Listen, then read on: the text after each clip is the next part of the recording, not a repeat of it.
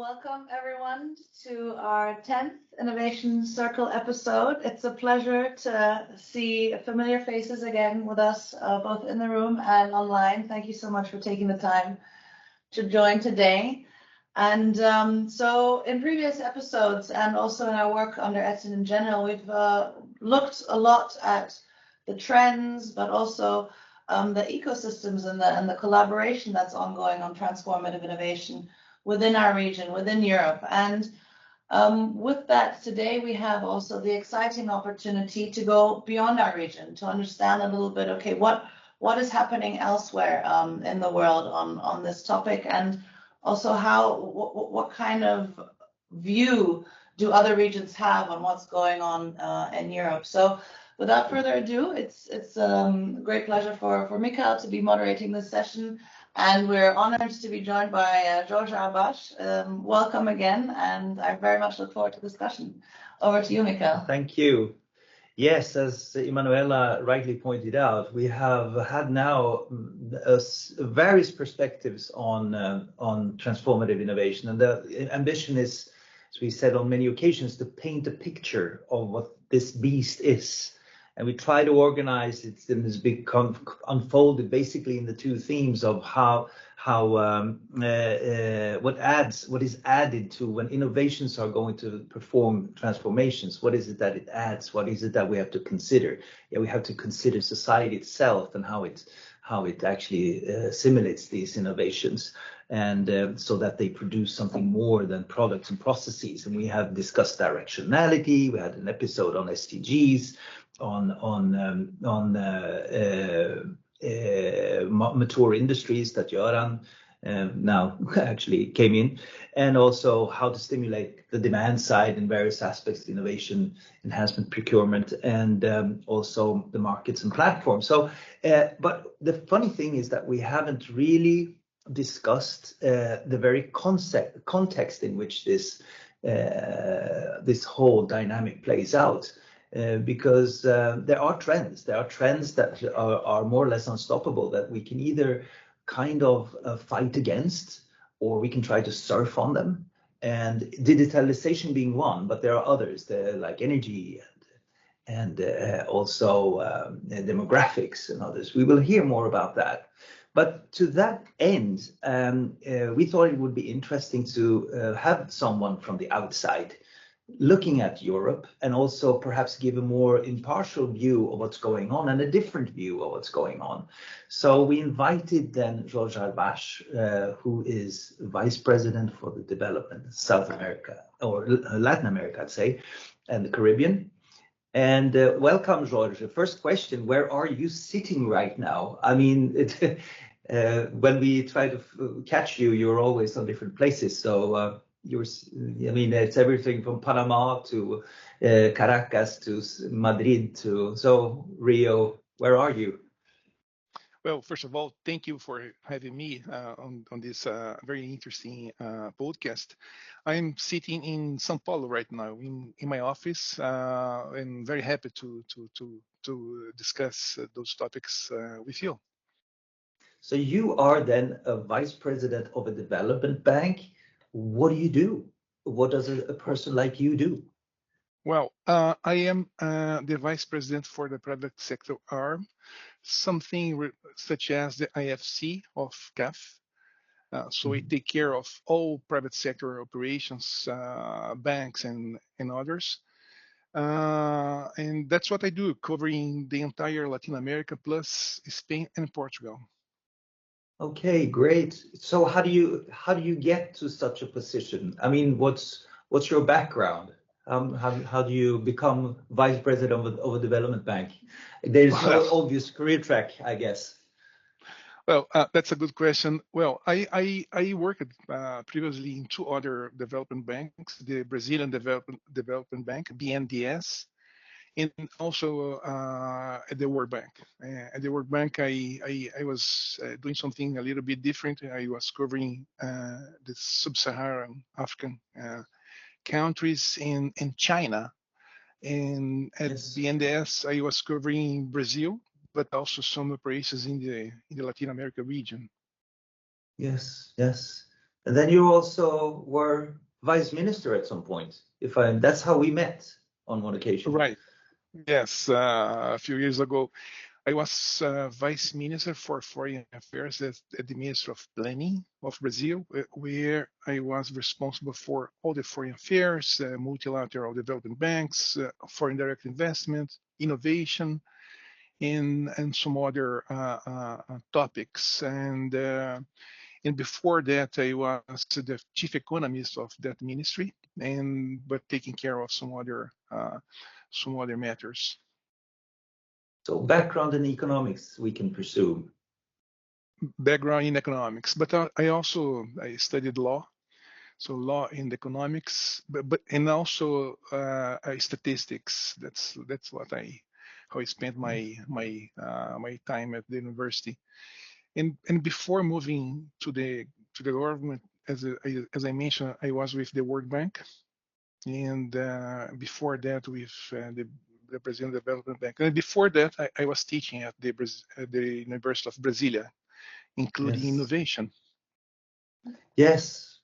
So here we have a person with really global outviews, everything from South America to China, to Sub-Saharan Africa, being a professor of innovation at the University of Brasilia.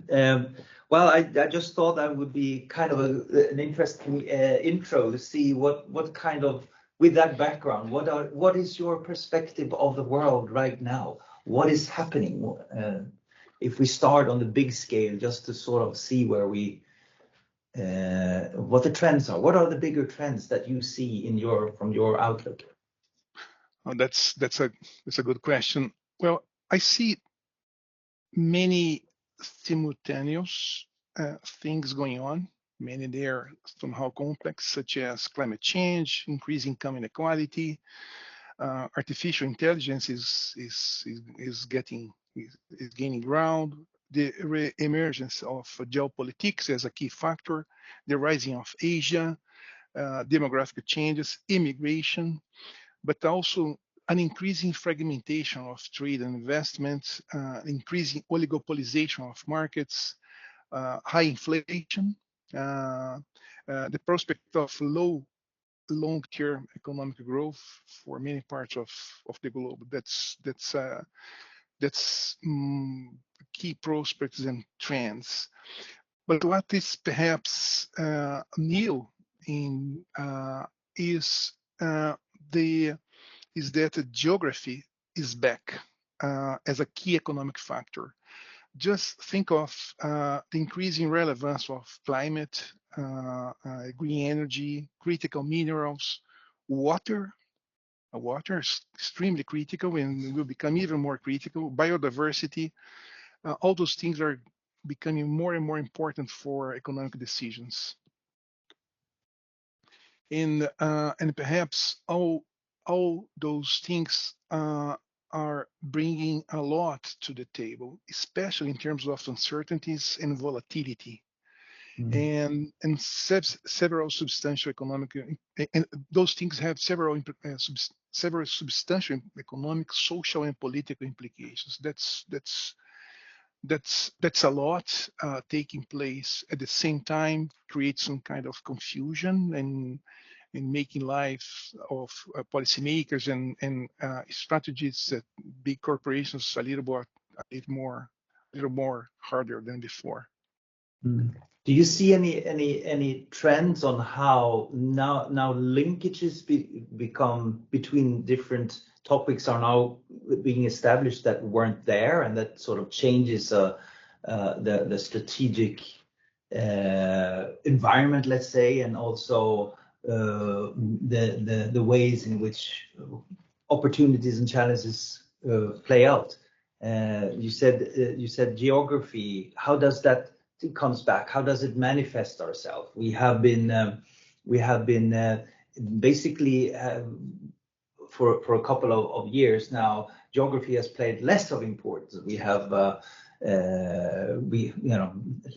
distances doesn't matter anymore. When you say that geography is coming back, what do you mean with that?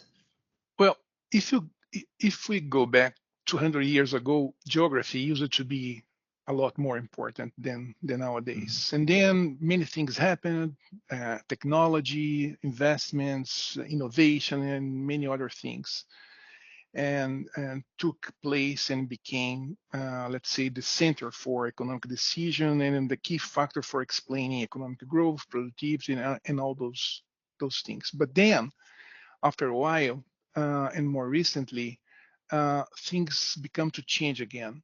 And climate change is perhaps the most visible face of those changes. And as a result, joint with some other key structural factors such as demographic changes, geography is think of the increasing relevance of water for economic production, for the survival of populations, for food security, and this type of things. Think of the case of critical minerals, as I mentioned before, or green energy.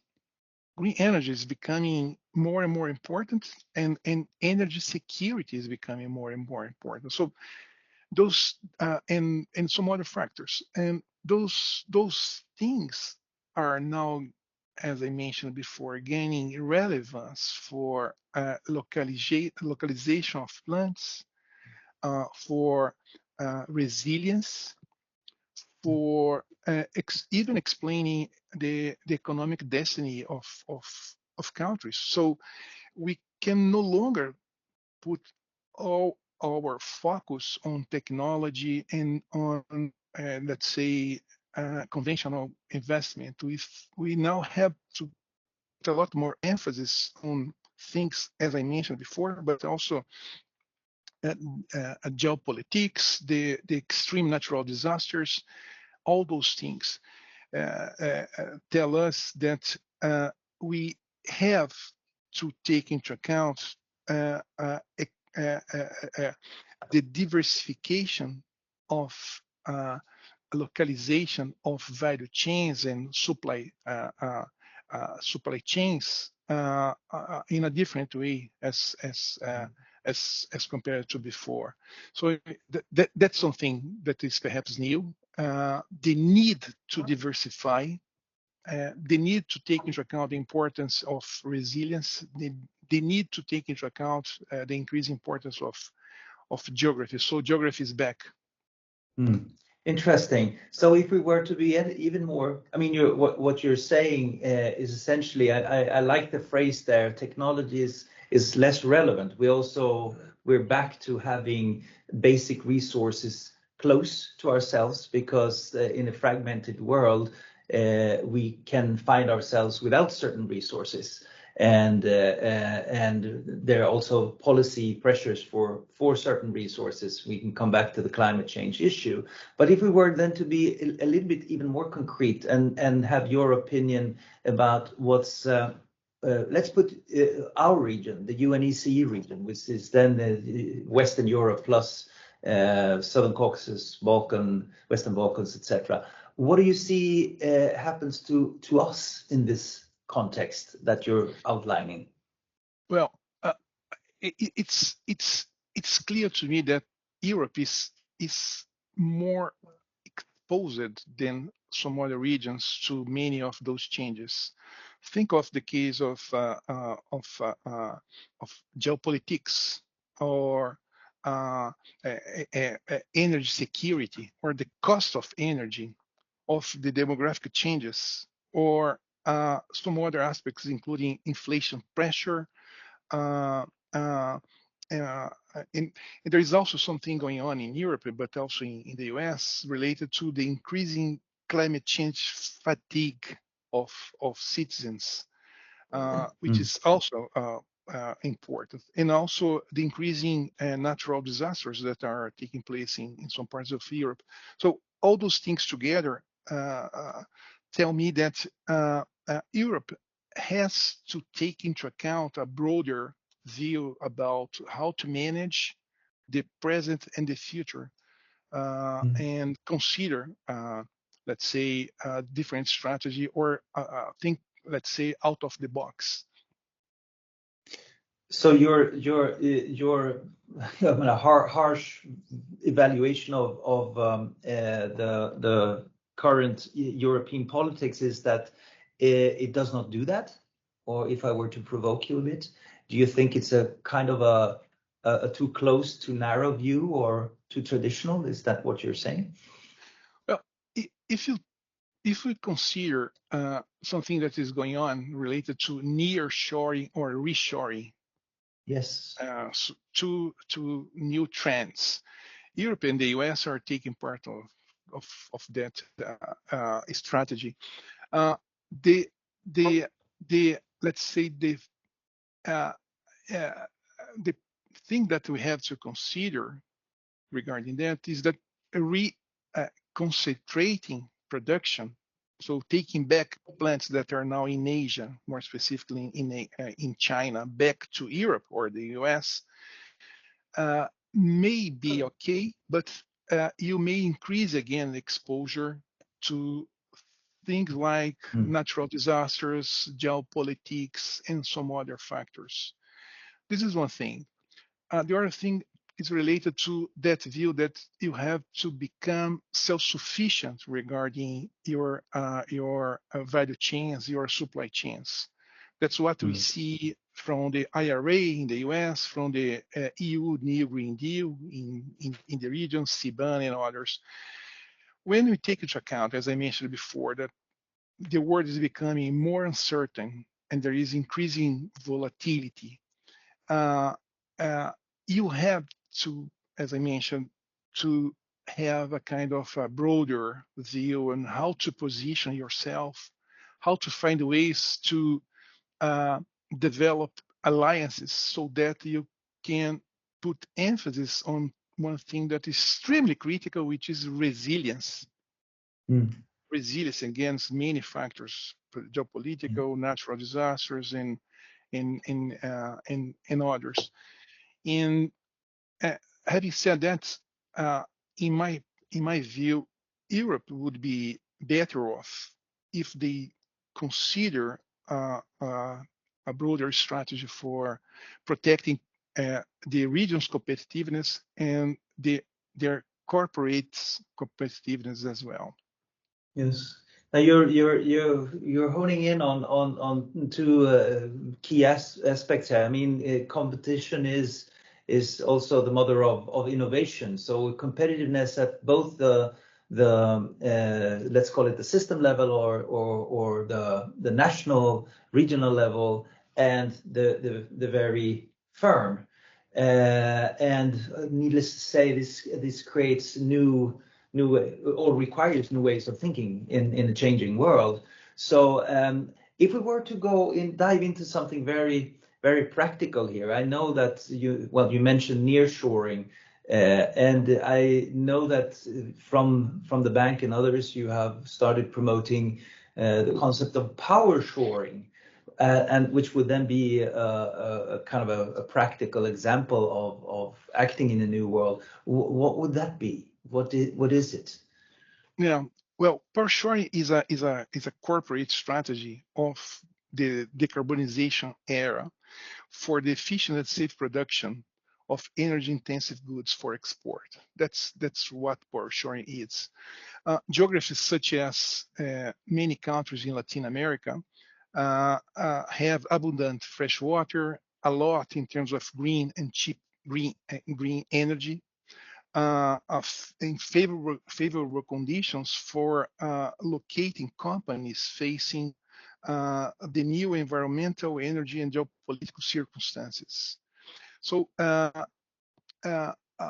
shoring can, in our view, indeed accommodate the interests of companies, European companies, but also the interests of the countries in the region. And also, of course,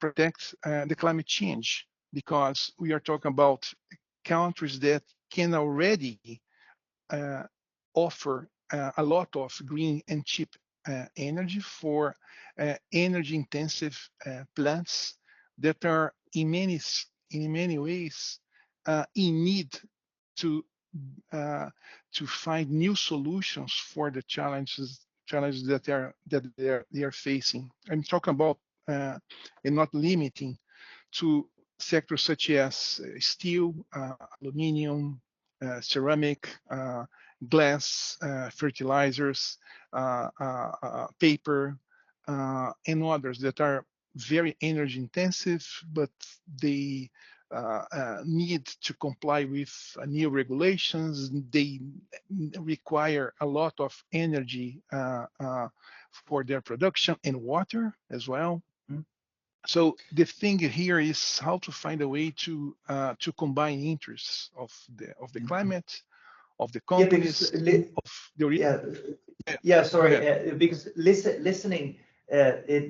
So what is new in this? Hasn't always companies searched for their resources somewhere elsewhere? Isn't that part of the dynamics? And so what would be the new component in power shoring as you see it? What is differing from what we've seen? I mean, we talked about environmental havens, for example. You escape something and you go to somewhere else because you find it more convenient there. What is the dynamic that is playing out here that makes this a new solution, you say? Well, if until very recently labor was a key factor for explaining foreign direct investment or for companies to send plants to China and to Vietnam and to some other places, water and green energy are becoming the key factors for attracting foreign direct investment. And that's what power shoring brings to the table, joint with geopolitics and protection against natural disasters. If you think of the case of Latin America is somehow protected from geopolitics, but it also offers a lot in terms of green energy and water and other things, as I mentioned, including critical minerals, biodiversity, a lot of fertile land already available, a lot in terms of potential for credit, carbon markets, and some other factors that are becoming critical.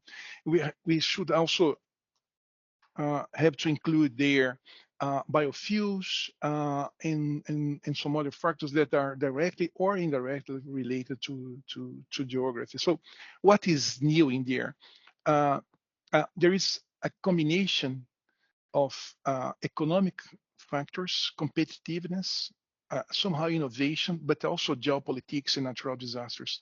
So this combination may be part of the solution of the needed diversification of value chains.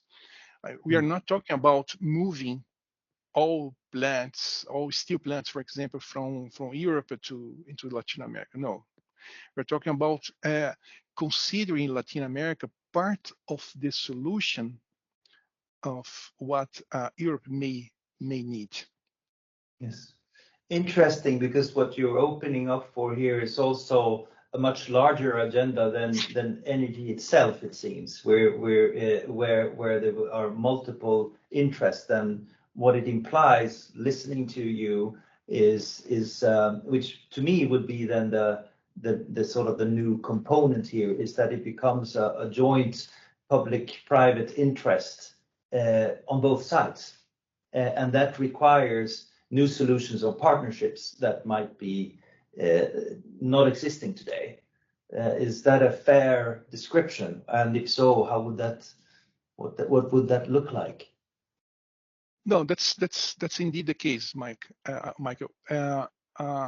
Power shoring accommodates the interests of companies because it reduces costs, give access to green energy, to water, secure energy, and all those things. But it also accommodates the interests of European countries because power shoring reduces the time needed for decarbonizing the energy matrix. It reduces the cost of decarbonization there. And it also supports the achievement of the NDC's targets of European countries. On the other hand, power sharing is very much related to the just and green energy transition, because we are talking about developing economies receiving plants. And it also benefits, of course, the climate and the consumer. Think of the case of, think of what we are seeing these days, the green inflation. I mentioned before the consumers' fatigue regarding the green agenda. So I think that we need to find ways to provide not only the consumers, but the value chains in Europe with new solutions. If you take the case of green steel produced in power sharing regions, not only regions like Latin America can provide in a shorter manner green steel, but this green steel produced in a cheaper way may also support the greening of, let's say, the auto industry in Europe. Yes. And Yes. other value chains as well. So in the end of the day, it is a win-win strategy. Again, this is not the solution. This should be seen as part of the solution. It's interesting that you're putting then the also the value chain perspective and see how this feeds into others, and also thinking about it becomes really the innovation process at a global scale, which is one of the problems that and transformation at the global scale that is so hard to get to. And I just before we kind of rounding up here, so I would like to let the audience come in, but two more questions from my side, and the first one would be what kind of attention has the concept received so far? Is this something that is all more or less on the paper, or is it actually being concretized? And if so, and what is happening? And do you see any European activities on part of firms, on part of governments, or from other parts of the world? What's happening right now, and what's the scale of it? Well, power sharing is already happening. There are many projects going on in the region, in Brazil, Uruguay, Chile, Paraguay, and in other countries in different areas, including paper, sustainable aviation fuels, green steel, and some others. So it's already there. There are many fund managers, international banks, multilateral development banks, the academia, and of course governments putting increasing focus and attention on power sharing as part of the solution for decarbonize their own economies and for protecting the interests of their or of their corporations. So power sharing is already happening. And what are we doing? We are working with some other banks in order to escalate and to accelerate power sharing. And also, we are working with big companies from around the world in order to make power sharing available for them. I should say that power sharing is a strategy that may have a broader reach, and should not be seen as let's say a narrow strategy. From our perspective, it indeed is a win-win-win strategy. And that's how we focus, and that's why this development bank is putting so much attention on this strategy. Interesting. Now, I would like to sort of invite others here to think. And now here we have Jorge for another 20 minutes or so. So think you about a few questions. And I will just, to me, again, I'm coming back to trying to see the context. What you're saying is that geography now is bringing back perhaps, coming back in as an issue of importance because of, on the one hand, the needs that are out there in terms of energy and challenges in terms of climate change, and creating then a new type of innovation, if you will. The innovation here is really the new kinds of partnerships and the new kind of alliances that we're building. And but also in an interesting reflection on my side only is that it also actually brings back partnership in a time where multilateralism is really had a hard time, broken down in many instances, and so it becomes built on a sort of a private need perspective, which is my own reflection. But so my final questions to you would be more or less, what would be your suggestions for UNEC members and member states in this ways, and what kind of sort of policies and measures would that entail? No, thanks for this question, Mikael. I understand that decarbonization requires alliances, and we also should look for solutions that provide what is needed in a cheaper manner and as rapid as it can.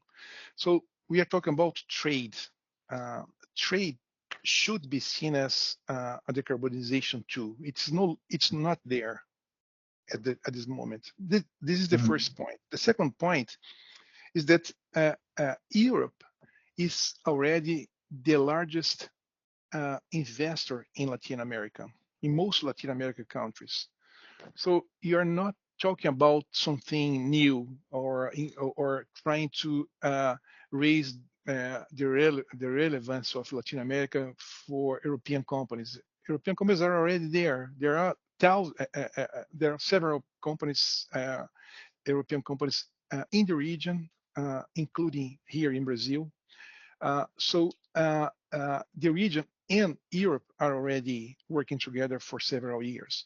So the way to go is to find partnerships, to find ways to improve and to increase it and to strengthen that partnership, having as a key focus the decarbonization agenda, and protecting competitiveness not only of Europe but also of European companies.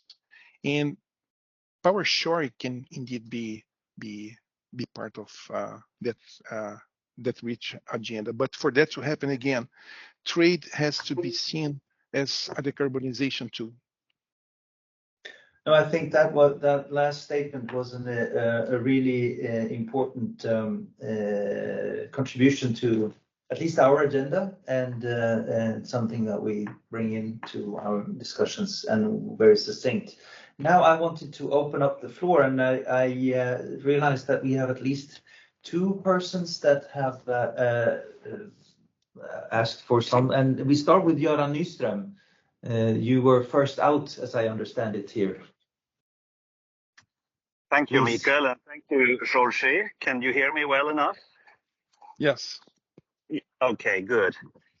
Well, thank you, Jorge. You have inspired me a lot with not only today, but earlier when it comes to the power shoring concept. So I am regularly using that to build a new business model, or in fact, green steel. And I think this is something where I would like to have a separate discussion with you, because the applicability is very strong in a country like Brazil, for instance, or any country in South America for that matter. So in Sweden, you know, we use a lot of electricity, but still the largest source of energy in Sweden is biomass. And it's still the biggest untapped potential we have to use biomass much more efficiently. And the concept we have, I think you may have heard of it, is called ferrosilva. It will use 90% less electricity. Instead, it relies on biomass. But what it does is it creates this value synergy, this value stream synergy that you talked about, even further, even beyond providing green steel products for automobiles and so on. It provides also a capture of carbon dioxide at about 1 ton CO2 per ton of iron produced. It also enables countries in South America to export, instead of iron ore, which is 38% oxide, useless material. You can instead export metallic iron and save on sea freights. It also takes away sea freights of fossil fuels around the world. So it has everything to do with global trade, but it has also everything to do with combining value streams from different industries. So it's a case in point of exactly what you're talking about. And Jorge, I think this would be really worthy of a topic to discuss between you and whoever you want and our team, because this is the startup phase now. We have received a lot of grants already, but we're going to build this and roll it out globally. So you've been the inspiration. Thank you for this, Jorge. No, thank you for your comments and considering Latin America part of your strategy. Just to benefit from your comment, you mentioned Brazil. It may be useful to mention that Brazil is not only home of several hundreds of European companies, which suggests that Brazil can be a big ally, but 93% of the energy matrix in Brazil is already renewable, joint with the most important water reserves in the globe. So all those things combined with what you just mentioned may be an interesting factor for thinking of out of the box and looking for new solutions. And I was talking not of electricity, but out of total energy use, all energy forms, not just electricity. So biomass can play a much bigger role in substituting the need for electricity, and by doing so, capturing very large amounts of CO2, creating a negative, not only a green steel, but a carbon negative steel, about -1 ton per ton of steel negative. So I think that's the promise. Yeah. Yes. Fantastic. We have another question. Anders, you are on your way out, but so we let you in here quickly, so you post the question yourself, and then you can listen in on the cell phone as you drive. No. Excellent. Well, thanks. This has been a very interesting discussion. We actually have a meeting next week on an issue related to what you said about the Western Balkans, and I just wanted to inform people about that. We can send out information and sort of get your take on it. So, given we talked about opportunities for Western Balkans in physical stuff, but given that services are already 70-80% of the economy, and given that digital technologies and blockchain will make it much easier to contract out what you would previously keep in a firm, where do you see strategic opportunities for transition countries in the Western Balkans opening up to the EU to drive innovation and services to take advantage of these opportunities? We've seen a little bit in the form of business process outsourcing, but it's basically only scratching the surface to what's already in theory technologically possible now, and there might be much more in the future. So it would be great to sort of have your view on that. Well, I have only a few thoughts about that, and thanks for your question. From a broader perspective, the usual globalization or moving pieces from here to there in order to develop an efficient value chain, these things may no longer be the case as compared to before. So, positioning the Balkan countries may require developing their resources and capabilities that may be required to integrate the Balkans into the European value chains. As you may have already taken that into account. But my specific point, Lars, is that the Balkans, I don't have enough information about the competitiveness of the Balkan countries regarding geography, as I mentioned before, things like potential for producing green energy, for producing water sources, critical minerals, and this type of things that are becoming, from our perspective, more important than before. I don't have any specific comments. I don't have the specific knowledge, but I understand that these things may be will become critical, and if it is the case, Europe may want to consider locating critical sectors in countries that offer those resources. But I cannot go beyond that. So I don't have enough information. So we have two questions here. Chris, you go first, and then Oscar. So I had a question. It's just one thing we missed maybe was the 21st century. I remember them saying this will be the urban century. So you're seeing this move from rural areas to urban areas and kind of agglomeration effects in services and knowledge intense sectors.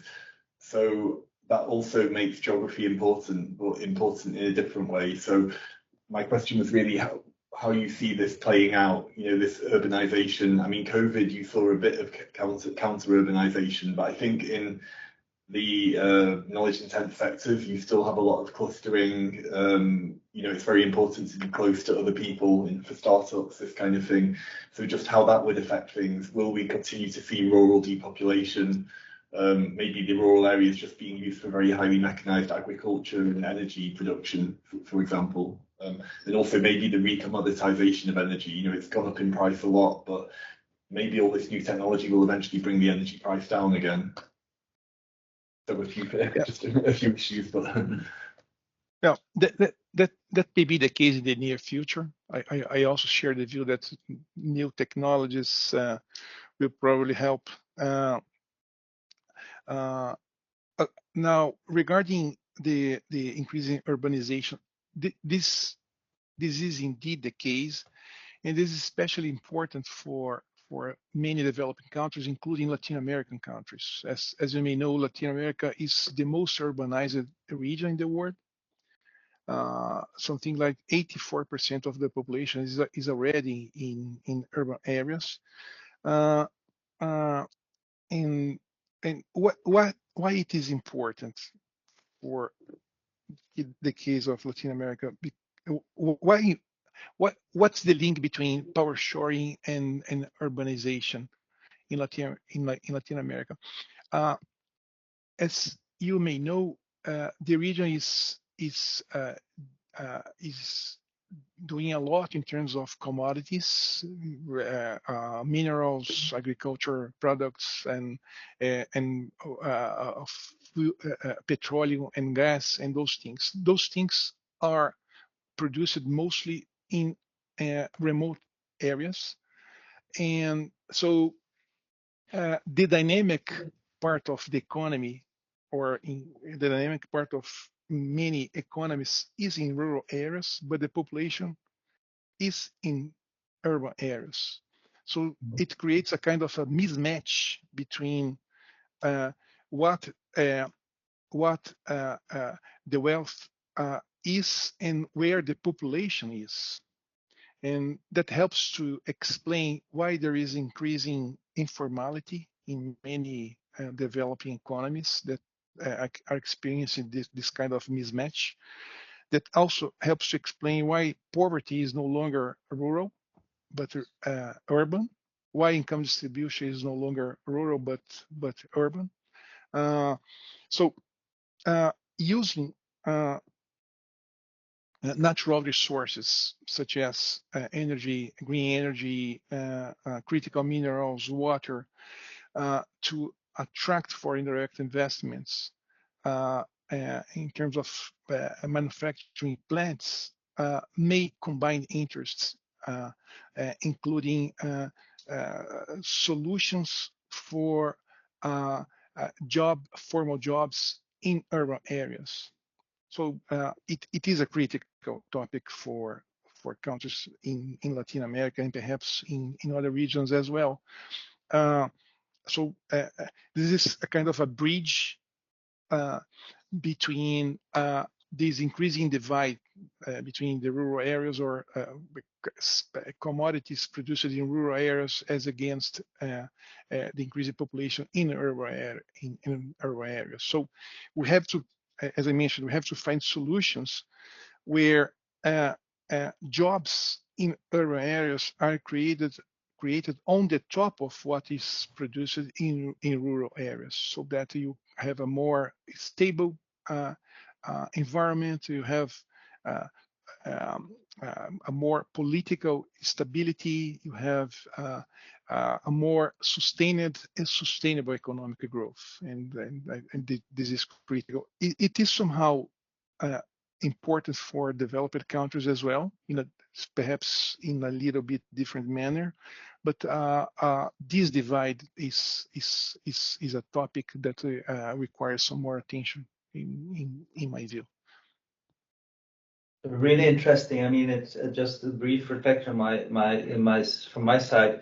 I mean, what we're talking about really is a this shoring thing is really you're talking about power shoring, but it could be mineral shoring. It's a general dynamic that we're talking about there. That is itself very sort of innovative in the sense that it plays out the whole partnership idea based on commercial interests and competitiveness interests. So it kind of brings the individual firm in more aligned with the public sector on both sides potentially. I'm not saying that it plays out that all well, but maybe so that's the kind of the dynamic we're talking about exploring, and the whole link between rural and urban is obviously also critical in the sense that many of the resources are in rural areas, but it has repercussions in the city and vice versa. So building that kind of partnership is probably an important innovation itself. Let's put it that way. Oscar, you have a final word here, because then we have to round up. Yes, one very concrete question. You as a development banker, what would be the top 3 areas that you would want to invest in to strengthen the innovation ecosystems of Latin America? Like, what would be like your number 3 areas to invest in? Like you as the development group. Well, I think that the most critical area is knowledge, and all that comes as a result of knowledge, and knowledge, not only knowledge per se, but knowledge that is rooted in the comparative advantages of the region. So whatever is related to the comparative advantages of many countries in the regions, including minerals, biodiversity, forests, water management, green energy, and many other resources. By doing that, you may create the required capabilities and a solid base for growing and for developing the region. The second thing, of course, is related to infrastructure, which is per se critical. And finally, consider that the region has a huge potential in terms of sustainability for helping or becoming a solution for the entire world regarding decarbonization. We need to order or to organize in a better way all the sustainability agenda, so that the region can indeed benefit a lot more of all its potential regarding sustainability, so that in the end of the day, we're talking about growing in a more sustainable and sustained way, and that requires perhaps those three topics. Thanks. Thank you so much. We're closing in. Personally, very interesting agenda. I guess I made my point already about the sort of this general dynamic.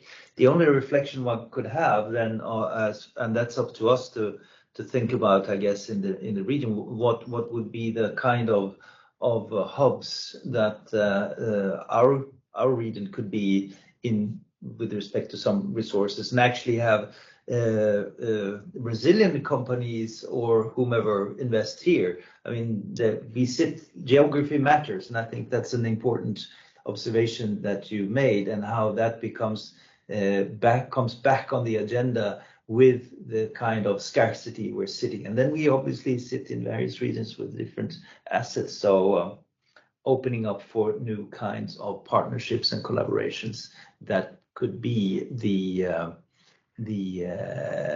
leverage in the SDG agenda. Partnership is actually one of the SDGs here. So with that said, thank you so much. I hope to continue the conversation.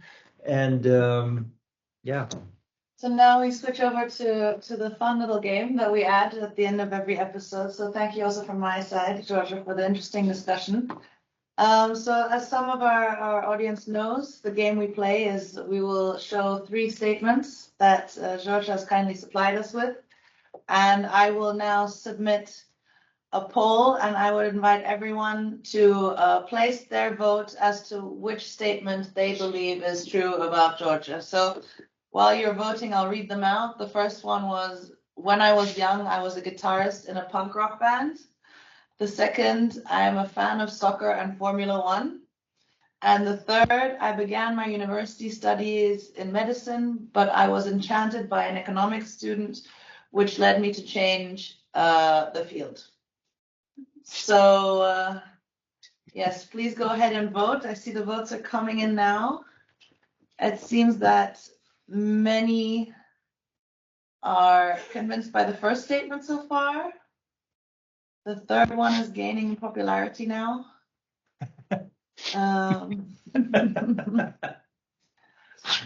Yes. Okay. It seems like That's funny. Yeah, it seems like the third statement is the most popular. So Georgia, please tell us which one is true, and maybe a little bit of background on it. So I look like a doctor. That's good to know. Well, the number 2 is as someone that is easily enchanted by women. That's number 2 is the right one. Okay, soccer fan. Do you have a team that you support most? Well, it's Botafogo. It's a local team here. And regarding Excellent. Formula 1 drivers, Ayrton Senna, you may know him. Ayrton Senna. Yes. Yes. Yeah, but you were never a punk guitarist then. No, unfortunately, no, not yet. We have had those who have been. One of our members that was also, here. She was actually a concert pianist, and the other was a drummer. No, we bass. Or a guitarist. No. I think he tried to sing and then they kicked him out. Yes, that's the one. Yes, exactly. One of our other members, he tried to sing, but they kicked him out, so he came back as a guitarist. That's the virtue of punk. You can always come in and do what you say, less is good, or perhaps what it is. In any event, you are a true Brazilian, good, have at heart is football and Formula One. And that's, that these are, for general info, those are actually the two biggest sports in Brazil. Football is number one, obviously, but I was a little bit surprised when I got there first time and realized that Formula One is the second largest sport. It is not beach volley, it is not anything else, it's Formula One. I think also they're like the top three nations of like Formula One world champions over time. Absolutely. So, Ayrton Senna was your favorite. There you go. Indeed. With that, No. So thank you so much for joining, everyone. We would love to welcome you at our next episode, which will be a special edition. We will be broadcasting live from Barcelona, talking about reverse logistics and the circular economy transition. So if you'd like to find out more, please don't forget to sign up. Please don't forget to tune in. And Jorge, thank you once again for your time, for the very insightful discussion. And we hope to work with you again soon. Thank you very much. Thank you so much.